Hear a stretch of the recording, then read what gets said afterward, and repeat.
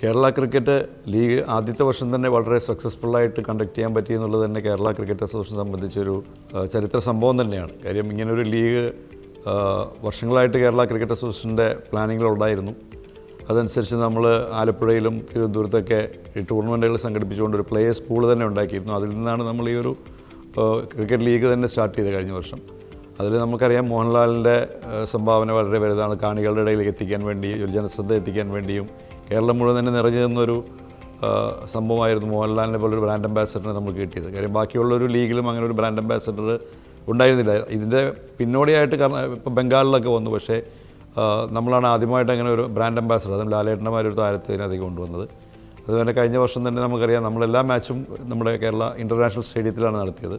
പല ലീഗുകളും ഡൊമസ്റ്റിക് ടൂർണമെൻറ്റുകൾ നടത്തുന്ന ഗ്രൗണ്ടുകളിൽ first class ഗ്രൗണ്ടിലാണ് നടത്തിയിരുന്നത്. അതെല്ലാം കൊണ്ട് തന്നെ നമ്മൾ സംഘാടന തന്നെ ഇന്ത്യയിലെ ഏറ്റവും മികച്ച ഒരു പ്രീമിയർ ലീഗിൻ്റെ ഒരു എന്താ പറയുക ആ ഒരു തലത്തിലേക്ക് നമ്മളെത്തി.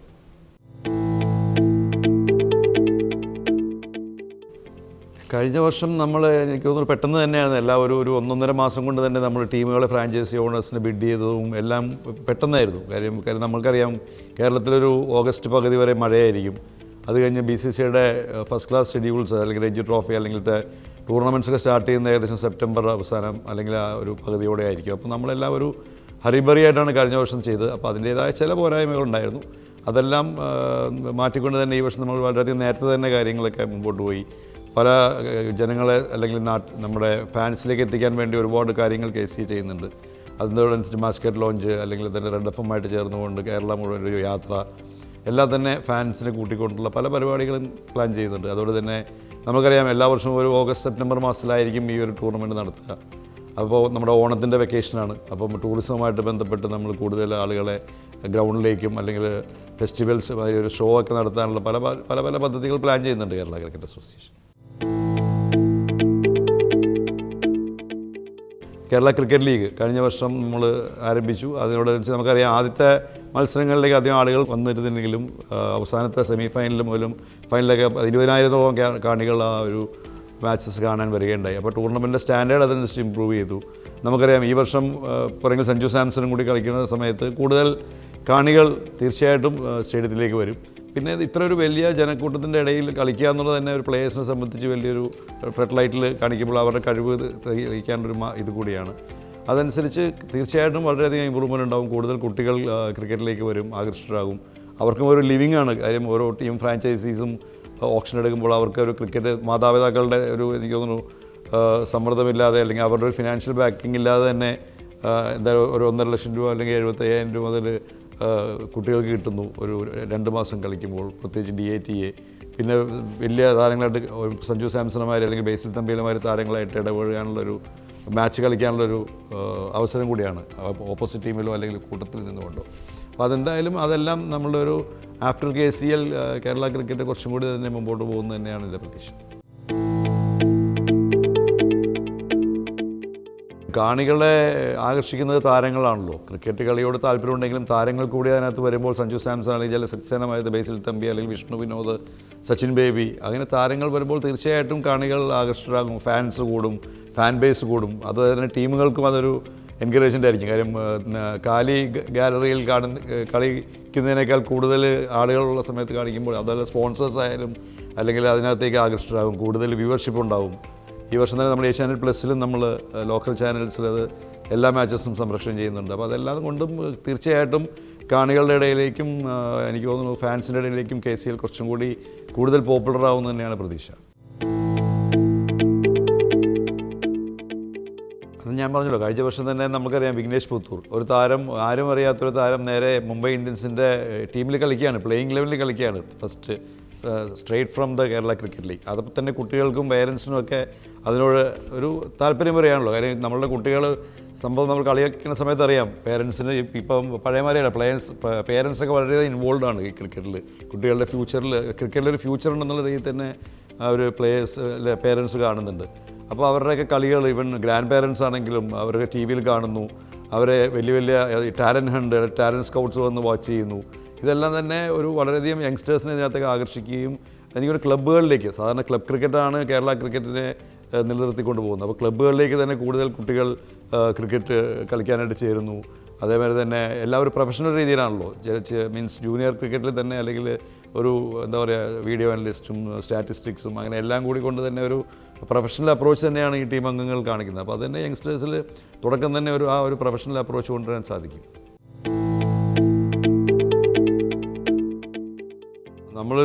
നമ്മൾ ടി വിയിൽ കാണുമ്പോൾ അറിയാം, നമ്മളൊരു ഇൻ്റർനാഷണൽ മാച്ചസിൻ്റെ അതേ സ്റ്റാൻഡേർഡിലും അതേ ഒരു ക്വാളിറ്റിയിലുമാണ് ഈ ഒരു ടൂർണമെൻറ്റ് ഓർഗനൈസ് ചെയ്തത്. അതുകൊണ്ടാണ് നമ്മൾക്ക് BCCIയിലും അല്ലെങ്കിൽ തന്നെ നമുക്ക് അതിനെപ്പറ്റി വലിയൊരു അപ്രീസിയേഷൻ കിട്ടി.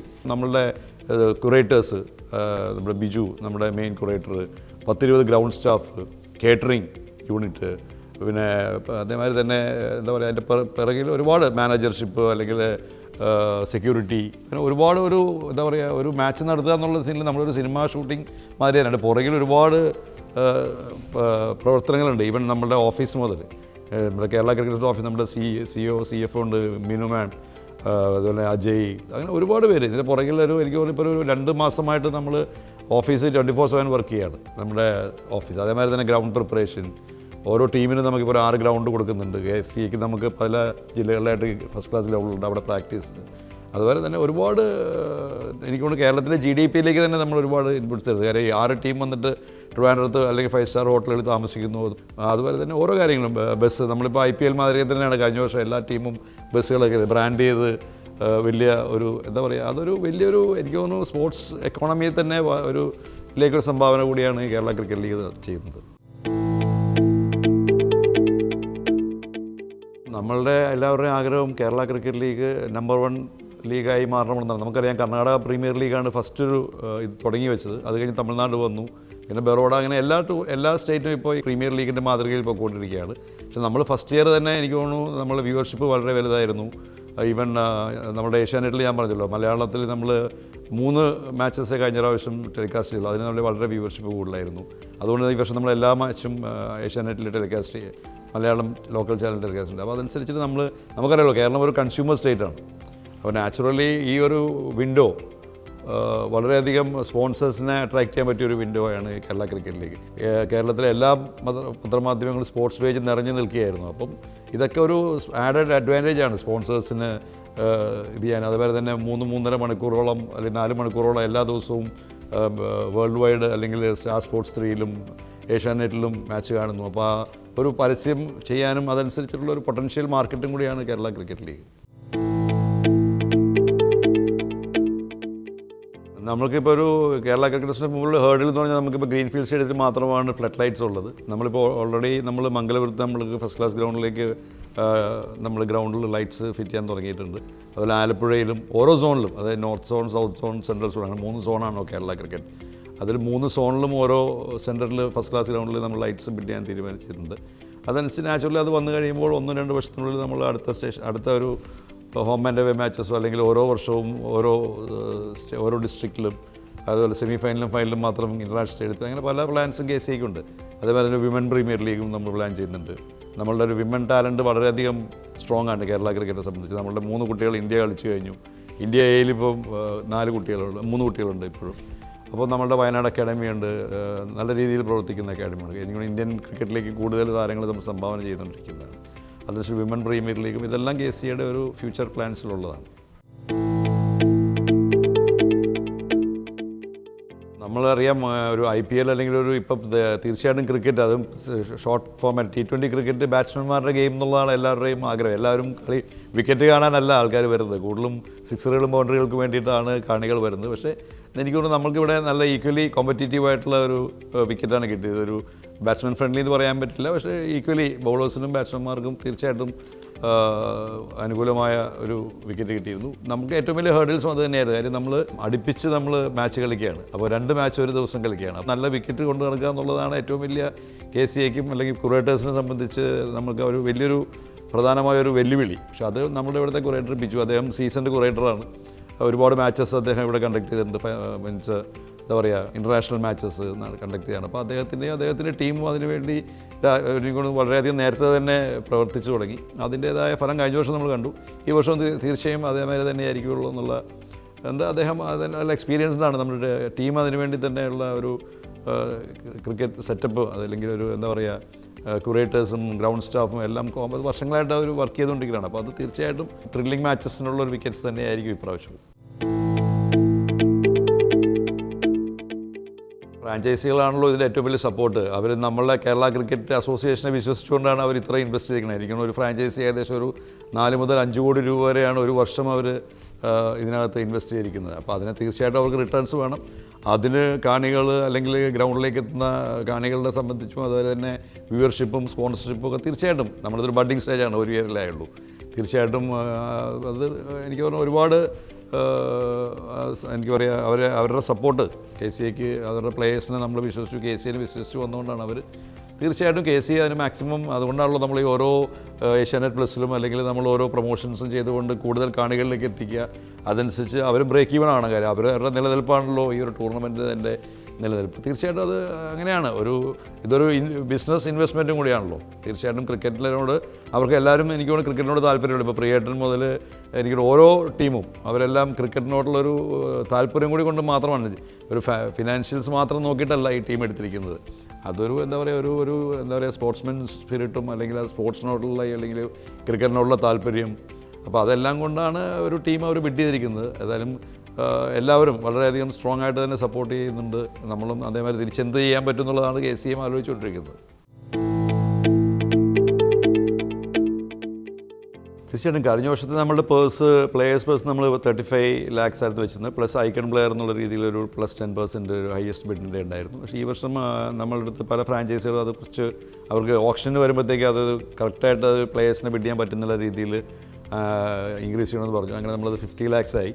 തീർച്ചയായിട്ടും നമ്മൾ നാച്ചുറലി ക്രിക്കറ്റ് ലീഗിൻ്റെ വളർച്ചയോടനുസരിച്ച് തന്നെ ഫ്രാഞ്ചൈസികളും വളരണം. അപ്പോൾ അവർക്കും പേഴ്സ് കൂട്ടാൻ താല്പര്യമുണ്ടാകും. കാര്യം ഇവർ ഞാൻ പറഞ്ഞു ലാഭം ഉദ്ദേശിച്ച് വന്നവരല്ല.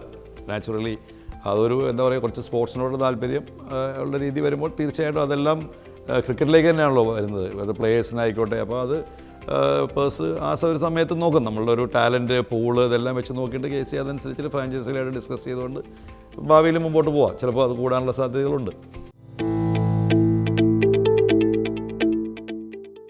എനിക്കിതിനകത്ത് പറയാനുള്ളത് ഇതൊരു കേരള ക്രിക്കറ്റ് ലീഗ് തീർച്ചയായിട്ടും പ്ലേയേഴ്സിന് വേണ്ടിയിട്ടുള്ളതാണ്. ഇത് ഏറ്റവും കൂടുതൽ ബെനിഫിറ്റ് കിട്ടുന്നത് നമ്മളുടെ പ്ലേയേഴ്സാണ്. കാര്യം അവർക്ക് ഒരു വലിയൊരു വിൻഡോ ആണ്, വേൾഡിന് മുമ്പിൽ അവരുടെ കഴിവ് തെളിയിക്കാനുള്ള ഏറ്റവും വലിയ വിൻഡോ ആണ്. അതിന് നമുക്ക് ഏറ്റവും കൂടുതൽ വേണ്ടത് ഫാൻസിൻ്റെ സപ്പോർട്ടാണ്.